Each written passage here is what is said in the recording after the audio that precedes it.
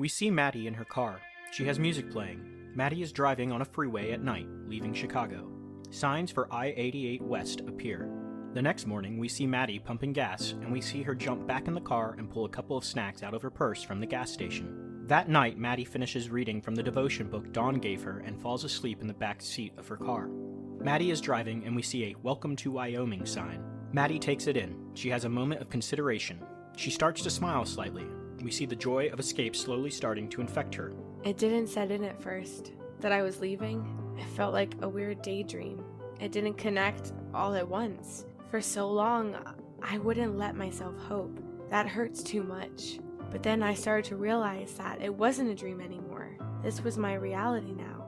And I permitted myself, for the first time in a very, very long time, to feel something besides anger and hopelessness. I'm free. The joy bubbles up into laughter. The laughter slowly starts to produce tears of joy and then starts to shift. As Maddie begins to cry, she mourns what she's lost, and slowly, this emotion fades as well into a quiet consideration. Maddie sees a gas station in the distance. She notices she's getting low on gas and pulls into the station. She pulls up to the pump, pops open the gas tank, and walks over to the pump. She pulls out one of the many credit cards she has. She attempts to try them, and one finally hits. I'm glad one of these cards worked. That would have been a nightmare. Maddie begins to pump as the numbers begin to rise and stops at $1. She turns around and sees that it won't go anymore. She opens up her wallet and sees only a couple of dollars left inside. She clutches her stomach. She hasn't eaten in almost a day. Maddie starts to walk into the station. She notices a big, muscly man walking into the store, followed by a young teenager. She walks behind them as they go in. Maddie walks in and goes around the store, taking a couple of small items and putting them into her bra or purse. Nothing too big that would be noticeable. As she's doing this, Maddie overhears a conversation between the two people, but she's more worried about herself. Hey kid, your client should be here soon. He should be driving a red Camaro. When he comes, just get in the car and I'll meet you back here in a couple of hours. Yeah, no problem. Should I keep a lookout for anything when I get to the client's house? Just the usual. Necklaces, rings, small valuables. Stuff that he won't miss until it's too late.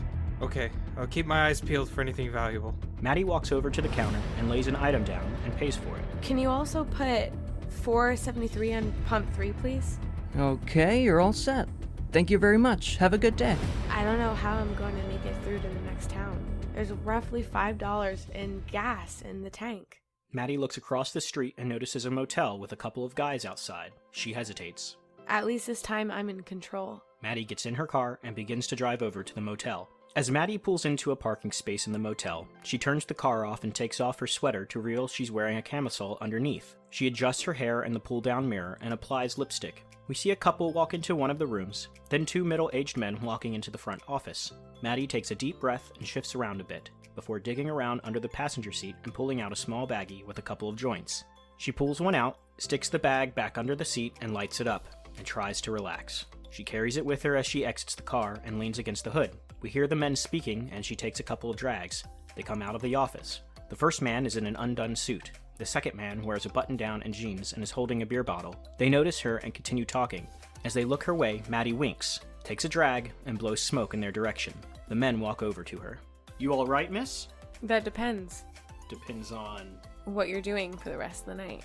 Maddie tosses the joint on the ground and stands up from the hood of the car. See, I'm a little low on fuel, but maybe you have some spare cash that you wouldn't mind parting with? Let's say you take care of me, and I'll take care of you. Both men share a look. If Victoria found out, she would never forgive me. Victoria isn't here, but Jade? Jade is. The first man starts sauntering closer to Maddie, but she puts a hand on his chest to stop him. It's not free, darling. He pulls out his wallet and shows Maddie that he has at least $300. Maddie looks at him. Lead the way. Maddie is back in her car and is driving down the highway. Music is playing on the radio. For an instant, we see a smile on her face, one we haven't seen since she was a child.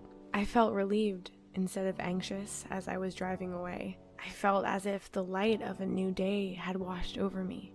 Maddie gets off exit I-88 and follows a city road for a bit. Eventually, we see a white building emerging in the windshield. She parks the car and gets out. She walks inside the building to the receptionist's desk. Hi. My name is Maddie. I need help. Hi, Maddie. I would be glad to help you. To start, can you please fill out this paperwork? Once that's complete, we can work on getting you in to see the nurse. Thank you. Maddie sits in a chair and begins to fill out the paperwork. A few seconds later, she gets up and brings the paperwork back. Here you go. Is there anything else you need from me? This is everything that I need at this time. I'll go ahead and get this into the system, and the nurse should call for you in a couple of minutes. A woman opens the door to the back. Hi, Maddie. I can help you now. Maddie gets up and follows this woman. They go into an office. Maddie, you don't have to tell us why you're here or what happened.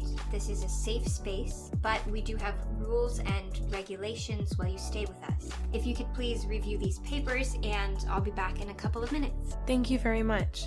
I wasn't really sure what I was getting myself into. I had never been alone like this before. I was in a new place surrounded by unfamiliar faces. One thing was for sure though, I finally escaped. All right, Maddie, what do you think? Would you like to stay here? I would. Thank you very much. Here is the paperwork, all signed for you. I'll walk you to where you'll be living for the time being. Thank you. Maddie and the woman walk out of the door, and we see them walking down a hall.